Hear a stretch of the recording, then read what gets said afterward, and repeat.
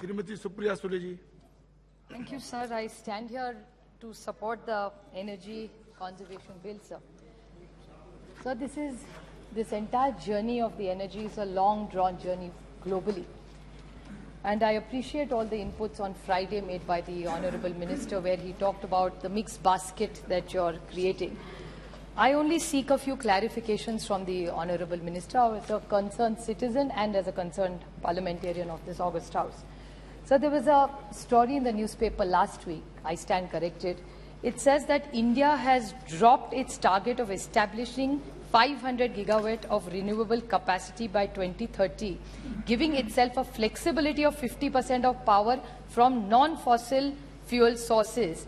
This is the commitment, and the Cabinet on Wednesday approved, sir, that India's updated NDC to communicated with the UNFCCC. The updated NDC proposes about 50% cumulative electric power installed capacity from non-fossil fuel-based resources, dropping 500 gigawatt absolute targeted committed at the COP26. It also did not include the commitment of reducing 1 billion tons of carbon emissions. This is what has come in the newspaper. So I seek a clarification from the Honorable Minister that is this the factual situation and what is the policy of the government. Sir, because I'm very concerned, because I follow Parliament very closely.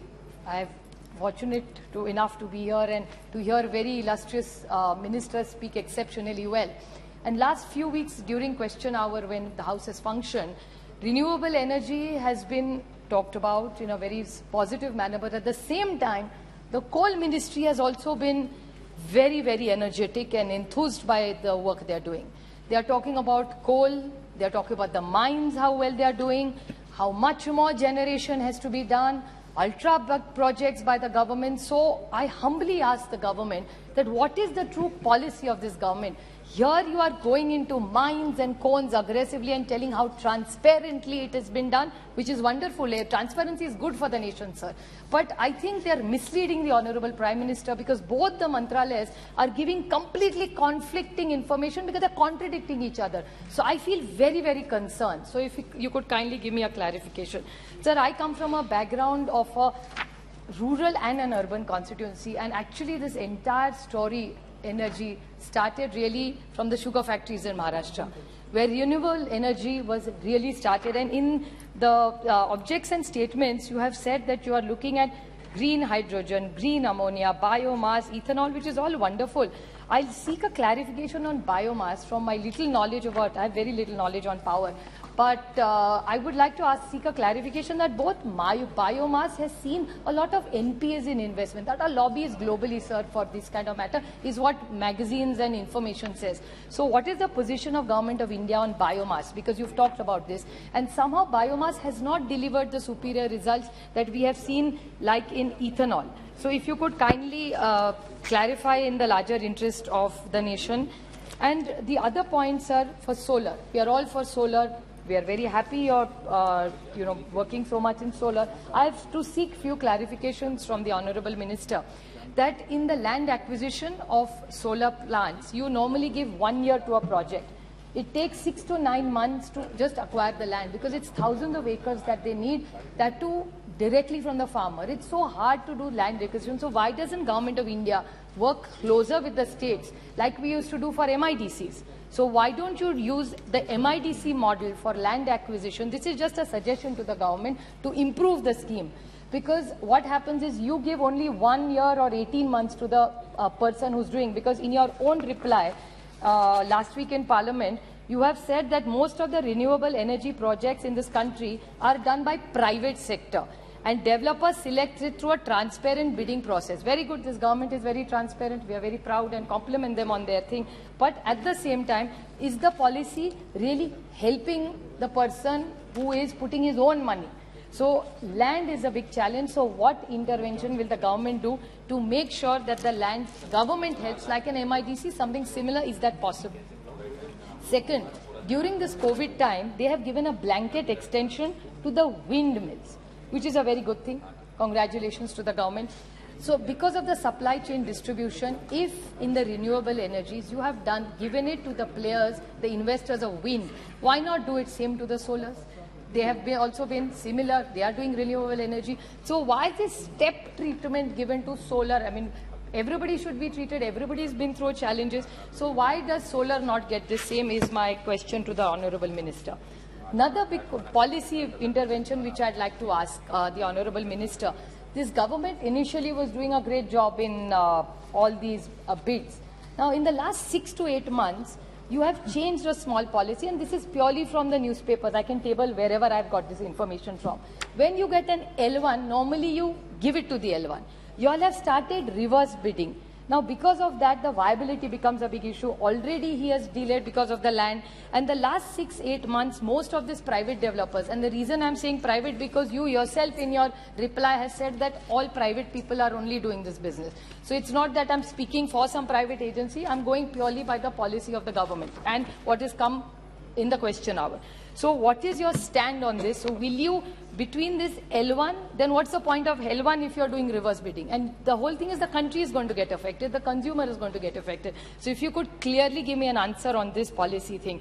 And what happens, sir, in this reverse bidding, I stand corrected, please correct me if I'm wrong. What happens if it doesn't work out for the private, it comes back to NTPC, which goes back to the government. So then private players will say, ki hum desh mein kar rahe, hum bahar jaake kar rahe, policy is more friendly. So why are you pushing people who want to work in India away because of this one policy which has only come in the last 8 months, sir? It wasn't there before. So my request is, if you could clarify, it will be in the larger interest of the nation and all the people who want to work with the government. Sir, 2-3 quick questions. Even Adirda talked about R&D. Now, you're talking about hydrogen. In your very introductory speech, you spoke very well about green ammonia, green hydrogen, which has all sounded wonderful, very encouraging. But what is the R&D that this government is doing? From the information that I have from a reply given by you, the central assistant has consistently, in 18-19 was 4,414. In 1920, it was 3,000. In 2021, 2,800. And 2022, it is 2,328. So it is continuously coming down. And your government has not reached a single target since it has come to power. People talked about GST. I won't go into that. I see you hinting at this. Just 2-3 very short points. Now, this PM Kusum scheme, you haven't reached a target. I'm just reading through it quickly. You said solar rooftop program. In that, you have only reached 15%. So many programs, off-grid decentralization of solar program, that has been stopped. Bioenergy program, stop. Small hydrogen program, stop. And the shortfall, sir, I'm just rushing through these points. Actually, I would have liked to speak a little more. For the total renewable energy of what this, not even 60% target has achieved. I'm not saying that why have you not achieved it, but the whole thing is when the Honorable Minister opened, he said 60-40. Sir, we all know that when there is renewable energy done, we lose a lot in transmission. If about 100 is invested, only 20% gets used of it. So we do need that. And what transmission and distribution? What has this government done for transmission and distribution specifically of renewable energy? You've invested so much money in making this renewable, which is wonderful, but what have you done? Same thing about carbon credit trading. Carbon credit trading is wonderful, but it's all up in the air. Have you spoken to stakeholders? Have you consulted states? Have you consulted industry? Nothing, from the best of my knowledge. Last small point, sir, is about discoms. In the morning, he was a little upset about, the Honorable Minister was slightly agitated because of what happened between us. But sir, this needs serious discussion. Why did Government of India give money to states in that Udayan scheme? If I stand corrected, they gave it to the states so that we would reach the last mile. Garib, जो शोषित है, पीड़ित, जो दूर में रहता है गांव में, उसको बिजली मिले. उसके लिए आपने उदय स्कीम दी, स्टेट्स को पैसा दिया. जब दिया तब ऐसा नहीं कहा ये गरीब के लिए मैं दे रहा हूं. States thought that was a scheme which was given to encourage the poor people, support the states. Loan मांगा, हमने मांगा तो नहीं था, आपने सामने से दिया. States तो मांगने नहीं आई थी, आपने किया, बहुत अच्छी स्कीम है, ले लो पैसा. So if they gave the money, they did not say it's a scheme. Now they are saying कि it is given, no freebies allowed. Sir, how will it work like that? आप अगर किसान को बिजली दे रहे हो, उसमें दिक्कत क्या है? और sir, see the double standards of this government, sir, which really pains all of us. कि आप 6,000 किसान को दो, तो it is allowed. If the state gives free bijli to the kisan, it's a freebie. तो आप करो तो अच्छा, हम करें तो सब बुरा, ऐसा नहीं हो सकता ना सर.